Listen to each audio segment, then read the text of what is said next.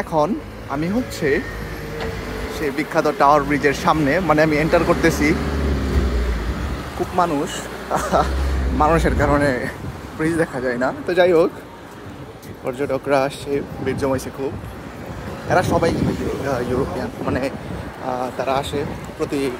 আর আজকে কিন্তু খুব গরম, মানে খুব গরম বলতে 20 ডিগ্রি সেলসিয়াস আজকে। এই 20 ডিগ্রি সেলসিয়াসে মানে অভ্যাস এত খারাপ হয়েছে, দেশের আবহাওয়া পর্যন্ত ভুলে গেছি। মানে 40 ডিগ্রি 38 ডিগ্রি বাংলাদেশে এখন গেলে অবস্থা পুরাই খারাপ। তো যাই হোক, এখন এন্টার করতেছি। এটা হচ্ছে সেই ব্রিজ, আর থ্যামস রিভার। এটা হচ্ছে সেই থ্যামস রিভার, যেটা দিয়ে